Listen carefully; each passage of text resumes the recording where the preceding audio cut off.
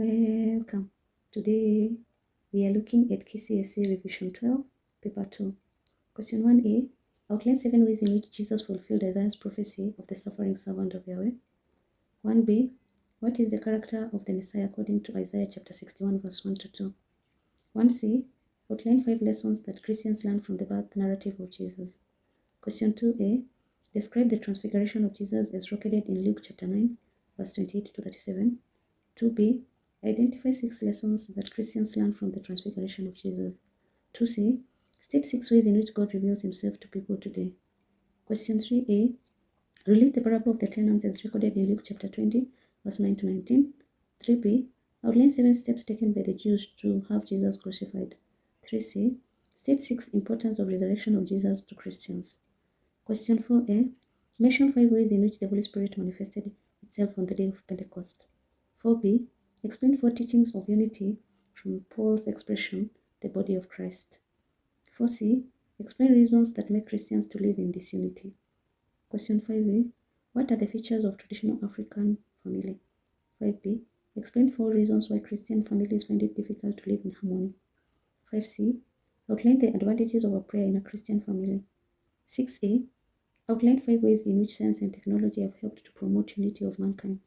b. Explain 5 ways in which science and technology creates human dignity. 6c. Mention ways in which Christians can curb desertification. Answers. Ways in which Jesus fulfilled Isaiah's prophecy of the suffering servant.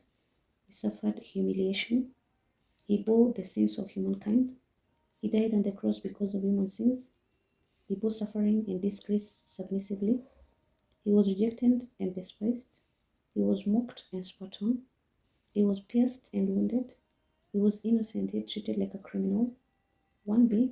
What is the character of the Messiah according to Isaiah chapter 61 verse 1 to 2? He has the Spirit of God. He has been anointed by God. He has been sent to preach good news to the poor.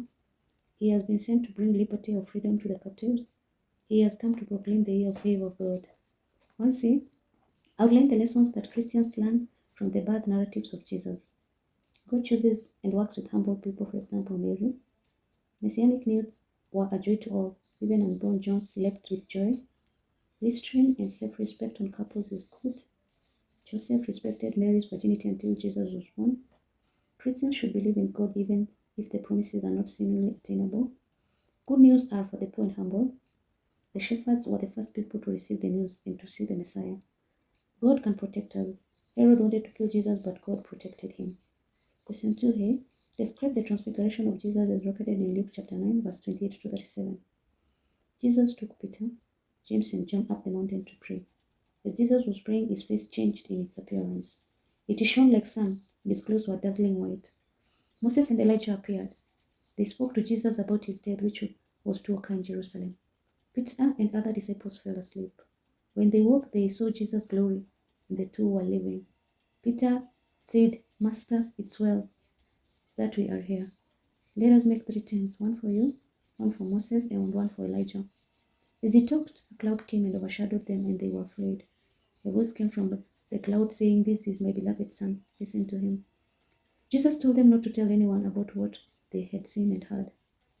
Question 2b. Identify 6 lessons that Christians learn from the transfiguration of Jesus. Christians learn that Jesus is the Son of God. They should be always alert. They should not be selfish. They should be prayerful. They learn that Jesus is the Messiah foretold by Old Testament prophets. They should enter the presence of God with great respect. They should learn to endure suffering. They should live with hope knowing that there is life after death. Question 2c. State 6 ways in which God reveals himself to people today. Through religious leaders, through the Bible, through visions, through life experiences, through political leaders, through nature. Question 3a. Relate the parable of the tenants as recorded in Luke chapter 20 verse 9 to 19. A man planted a vineyard, let it out to tenants, and went to another country for a long time. When the time came, he sent a servant to the tenants that they would give him some of the fruits of the vineyard. He sent another servant whom they bet and sent him away empty-handed. The man finally sent his own son, thinking that the tenants would accord him the necessary respect. When the tenants saw him, they agreed amongst themselves to kill him and inherit the vineyard. Jesus then asked what the man would do to his tenants upon his return. He said that the man would destroy the tenants and give others the vineyard. Those who heard the parable said, God forbid. Jesus looked at them and said, what then does the scripture mean? The stone which the builders rejected became the head of the corner. Question 3b outlines 7 steps taken by Jews to have Jesus crucified. They organized with Judah to betray him. They organized with the soldiers and high priests to arrest him. They took him before the Sanhedrin and made false accusations against him. The Pharisees, scribes, and Sadducees interrogated him thoroughly. They took him before Pilate and made many false accusations against him. They bargained for the release of Barnabas, who was on death row instead of Christ. They forced Simon the Cyrene to carry his cross to speed up his execution. 3c state 6 importance of the resurrection of Jesus to Christians. In it, Jesus got power over sin and death. Christians are also assured of overcoming death. Through it, the broken relationship between God and mankind was sealed. Human beings were reconciled to God. It gives Christians hope of eternal life. Through it, Christians live a new life in Christ as the old passes away and all things become new. It makes the Christians to have a new understanding of who Christ is. That is, they understand the messianic mission of Christ to strengthen Christian faith. It was after this that the disciples received the gift of the Holy Spirit, who is still at work in the Christian church today. Question 4a. Identify 5 ways in which the Holy Spirit manifested itself on the day of Pentecost. Tongues of fire resting upon the disciples, speaking in tongues, the rushing mighty wind, the courage with which Peter preached, the conversion of over 3,000 believers. 4b. Explain 4 teachings on unity from Paul's expression, the body of Christ. The many Christians should work for the common good of the church, for they are united by Christ. Christians should use their talents to serve church because they have been given by the Holy Spirit. All Christians are united by one Spirit through baptism. They should join in the suffering of others. Christians should help those who are in need of the common good of the church. All Christians are united through Christ's resurrection. 4c. What are the reasons why some Christians live in disunity? Greed for power, competition for leadership positions. Some are selfish.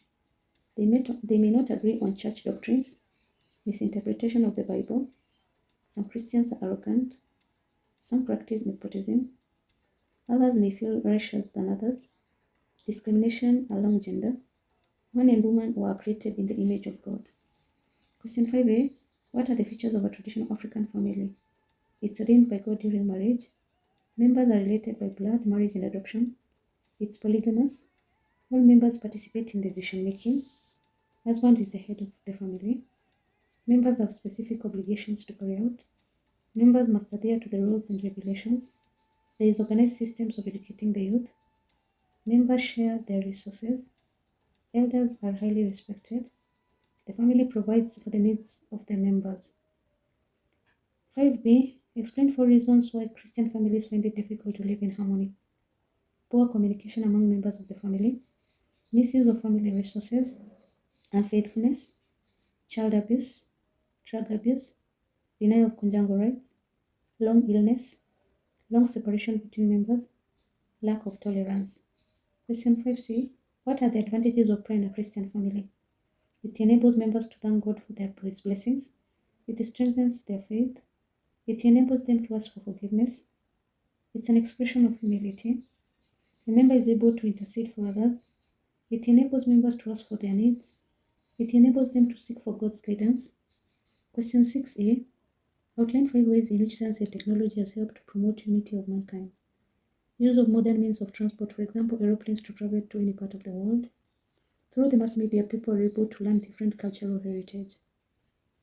Invention of visual or audio machines, which have helped in preaching the gospel. Through modern means of communication, for example, telephone, there is easy exchange of knowledge and ideas. Development of industries has led to provision of employment to all races. It has facilitated games and sports which encourage interaction among people. 6b. Explain 5 ways in which science and technology degrades human dignity. Science innovation has led to pollution, which has affected human health. Science and technology has led to unemployment due to automation, with the use of computer to replace human labor. Scientific theory creation challenges Christians feel that human beings were created by God. It has created social classes, that is, the rich and the poor. It has led to immorality through internet, pornography, magazines, and their television. It has endangered people's lives, for example, through accidents. People use science and technological advances to humiliate others, used to demean God's creative ability, for example, cloning. Question 6. Give 5 ways in which Christians can curb desertification. Avoid careless cutting of trees. Replace the cut trees. Get other sources of fuel, for example, biogas. Educating people on proper farming methods. Condemning careless exploitation of forests. Educating people on proper use of land, for example, use of natural manure instead of chemicals. Did you understand? Kindly let me know in the comment section below. Also, let me know what video you can look at tomorrow. Thanks a lot for subscribing and listening to me. God bless you.